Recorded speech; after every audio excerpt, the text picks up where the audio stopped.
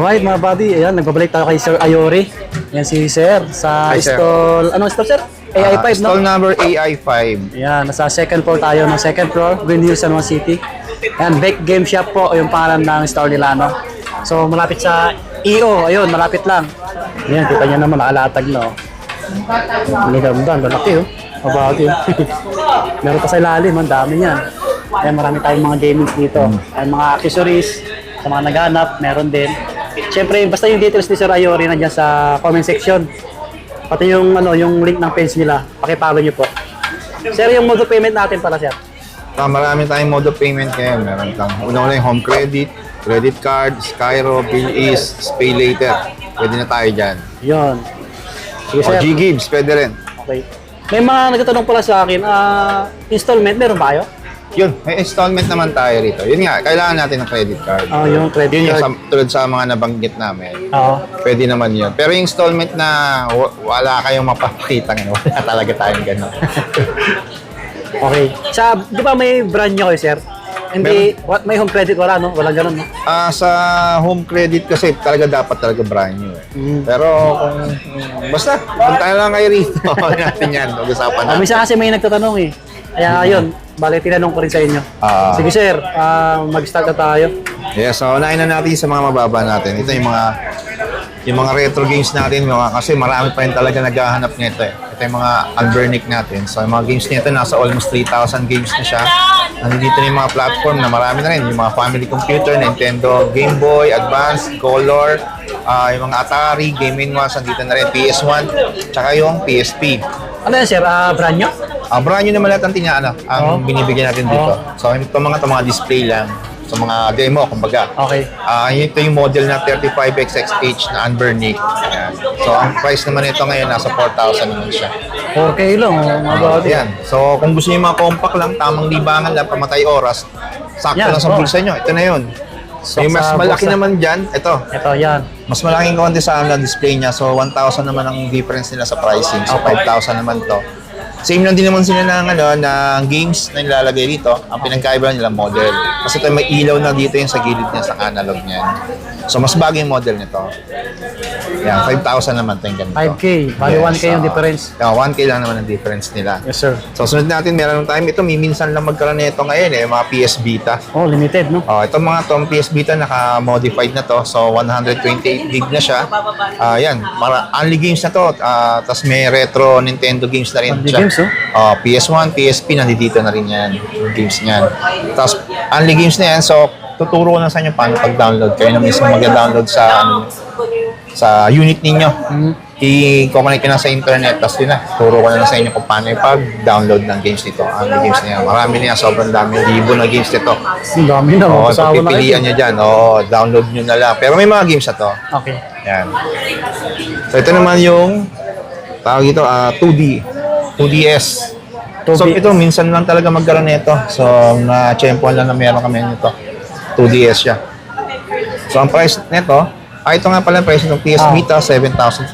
7K, 7.5. 7.5. PS Vita natin. So, napakinis nito. Okay sir.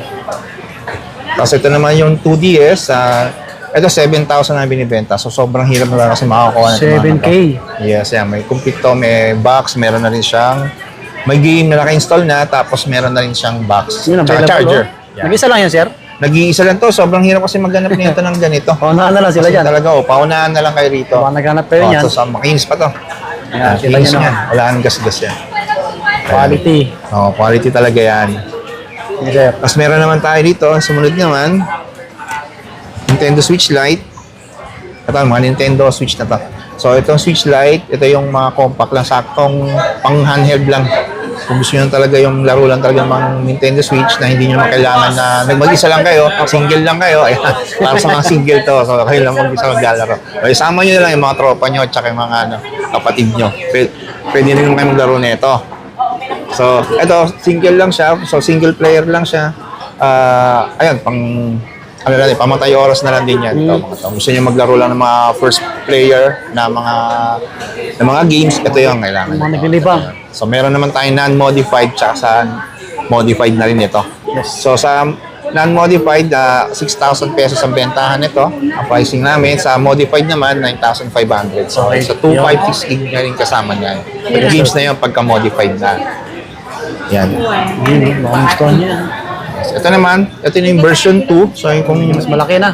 mas malaki na siya. So, ang version 2 naman natin, ito mga pwede mo na connect sa TV to. So, yan. Oh. Yung sa mga couple na dyan, no? Tapos, yung mga gusto niya maglaro ng second, well, 2 players, ito na yan. So, kung gusto niya mag 4 players, bibili na kayo ng extra ng ganito, ng mga Joy-Con. So, natatanggal na yung controller nito. Yan. So, 2 players na siya. Depende rin naman sa game.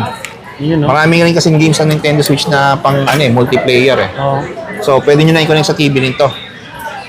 Yan. So, pwede na connect sa TV. Tapos marami accessories to eh kapag itong mga binili niyo. So, ito, version 2 naman ang tawag dito. So, ito, pagka non-modified siya, binibigyan namin ng 8,500. Pagka modified naman siya, 12,500. Okay.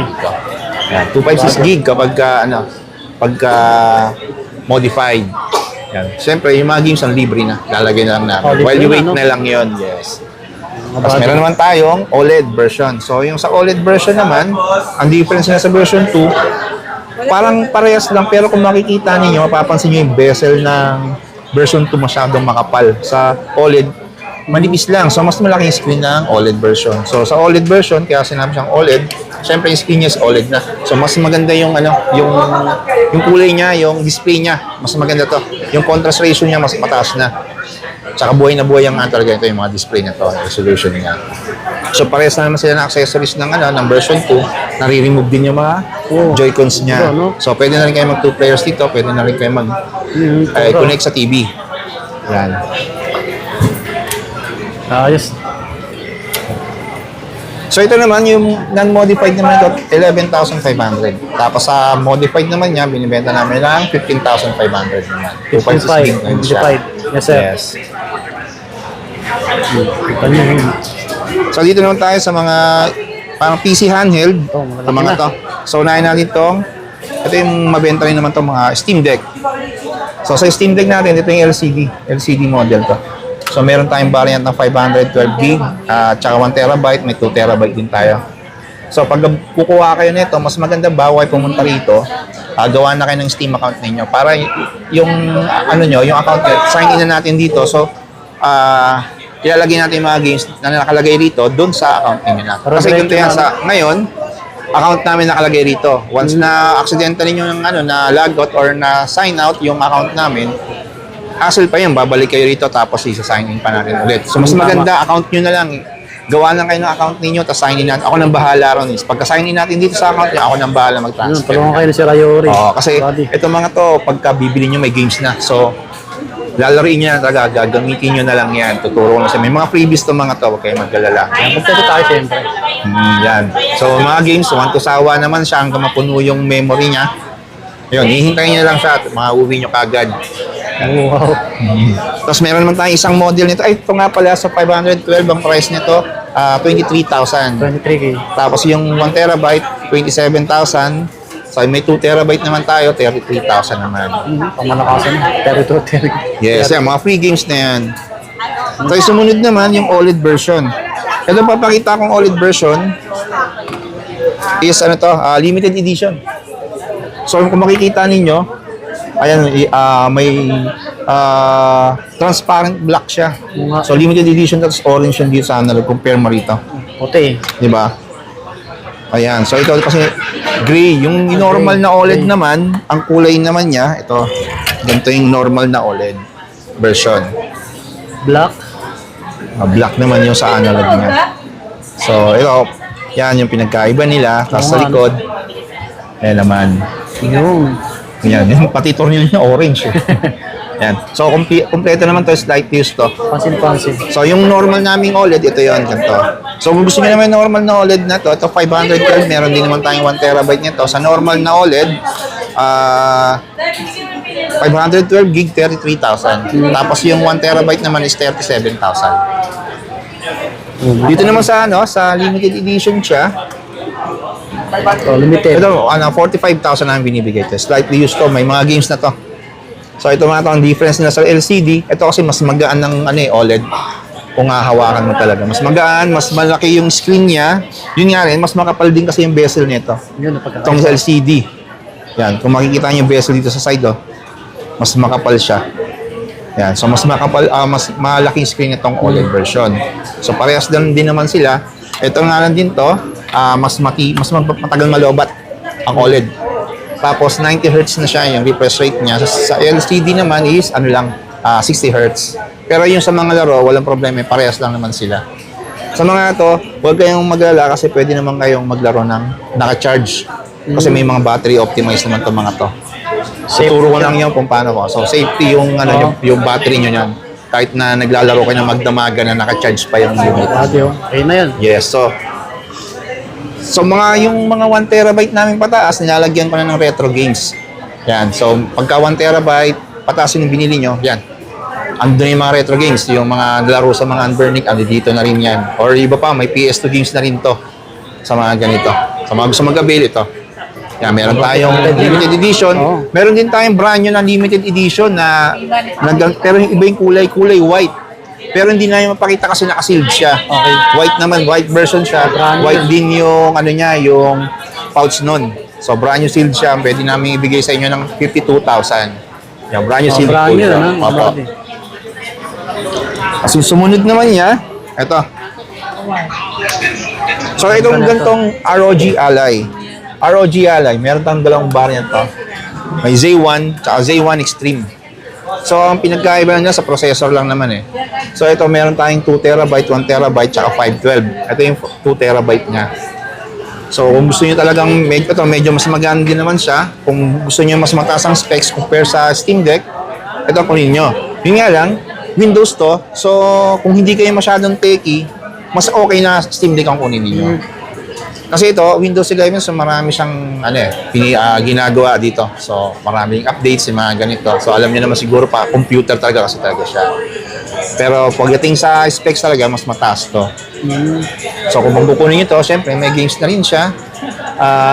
Ito naman, yung 512, binibigay namin ng 28,000 sa Z1, sa Extreme, 32,000 sa 1 terabyte naman, sa Z1, kung may available tayo, binibigay namin ng 30,000. Tapos sa 1 terabyte, binibigyan din namin ng 33,000. Tapos yung naman, pero lahat to may negotiable naman. Lahat yan, mga bagay, ibawas So dito sa 2 terabyte na Z1 Extreme, binibigyan na namin ng 38,000. 2 terabyte na yon. Mga bagay, pang malakas na 2 terabyte. Oo. Kasi sumunod naman dyan, yung after ng Z1, yung kulay white, ito naman yung ROG Ally X. So parehas lang naman sila halos ng laki. Kung makikita nyo dyan, ang pinagkaiba nila, mas makapal ata yung yung X. Yan, mas makapal siya. Tapos yung sa likod niya, mas maliit na yung button niya dito. Yan. Yun ang difference niya. Ito, pag bumili ka nito, automatic to 1 terabyte. So, syempre, mas malakas na compare mo sa una. Ito pa rin mas nakukuha, mas mabenta to. Kasi mas kung sa specs niya, specs-wise, maganda talaga to. Tapos, mas smooth yung gaming mo dito sa mga ganitong ROG Ally X. Tapos, ito slightly used to, complete to. So, lahat po ito, meron na po siyang games na rin. Tapos, may retro games ito, nilalagyan ko na rin ng retro games to. So, ang price nito, 45,000 naman siya. 45K. Yes. Ayan. Ano yung mga bagay? Ito naman yung isa. Ito yung malaking screen. Ito, kung kukumpara natin, ito yung Lenovo Legion Go. Okay, no? Yan. So, ay kukumpara natin siya sa ROG Ally X. Ayan, ganyan siya. Ang laki talaga ng screen ng Legion Go. Yan. So, sa Steam Deck naman, kung makikita ninyo, ito. Difference niya. Yan. Steam Deck. So, ang laki talaga ng screen ng Lenovo Legion Go. Ito yung unang labas ng Lenovo. Okay na yung screen, no? Yes. Ito na kasi 2K resolution na to, 144 Hz. Siya kasi, ito sabihan na mabigat to. Mabigat kung gagamitin ko sa handheld siya, mabigat siya. So, ginawa ng Lenovo is natatanggal naman ang controller niya. Parang Nintendo Switch din. So, pwede niyong gawing mouse na to. May kasama tong parang ibilog na doon may ipapatong tong controller para maging mouse siya. Yan. So may kickstand na rin to pagka bibilin mo. Ayan, naka-built-in naman na siya. So ganyan. Yun, So ah. pwede na siyang tumayo mag-isa. Hindi tulad ng ROG tsaka ng Steam Deck. So ito meron kami 512 tsaka 1 terabyte naman nito. So 512 at 38,000 sa 1 terabyte, meron 42,000 naman. Ayan po. So lahat naman to, mga unit namin dito is mga slightly used naman yan. Slightly used, negotiable. Negotiable naman lahat yan. Basta punta lang kayo ito, pag-usapan natin. Hanggat kaya naman natin ibigay, bibigay naman natin yan. Tsaka lahat yan may mga previous yan.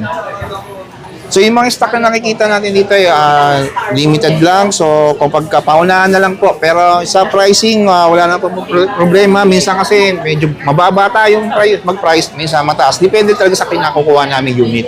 Kasi meron kasi mataas ang unit kinukuha namin. Kung talaga depende din talaga sa condition eh. Hindi talaga tayo basta-basta kumukuha ng unit na halimbawa alam natin hindi natatagal, hindi na natin kukunin yun. Kung alam natin slightly use, syempre mataas natin nakukuha. Tapos meron din naman tayong mga brand new nito itong yung bagong ROG Ally X. Mga brand new. Ito Xbox. Nakita mo. So meron tayong ROG Xbox to. Ito yung pinaka-latest. So ito, ang brand new to 63,000. Yan, meron tayong siguro mga tatlo ang available natin yan. Meron din naman tayong PS5 Slim, may brand new second hand din yan. Itong PS5 Slim, 24,000. Brand new yan, 30,000. With kasama na siyang NBA 2K26. Switch 2. Ito. Meron din naman tayong Switch 2, brand new. Switch 2 brand new, 27.5. May kasama na siyang Mario Kart. Tapos meron din tayong MetaQuest. Kung gusto nyo mag-VR. Ayan, MetaQuest 3. Brand new sealed po yan. 512 na. Binibigyan na namin 28,000. Brand new na yan. Pero sa SRP niyan talaga napakamahal. 30 plus ata yan. Dito na kayo. Dito 28,000 na yan. Brand new sealed yan. Yes. Yung mga games natin, dami. Ano po, sa mga games natin, meron din naman tayong mga PS4, PS5. Yan. Mga accessories. Yeah, accessories. So, gusto yung mga limited edition na controller ng PS5, meron din tayo niyan. 30th anniversary, Uso Piote na controller. Mga brand new po. Meron. Okay. So yun, kung may gustuhan kayo, puntahan nyo na kayo sa Rayori. No? Sa mga malalayo naman, pwede po kayo magpabili. PLDC naman. PM lang sa details din sa Rayori. Bake Game Shop, yung page natin. Yan. So halos tapat tayo ng iyo ayun mga buddy. Malapit lang. Yan. So thank you Thank you po. Salamat po. Maraming salamat.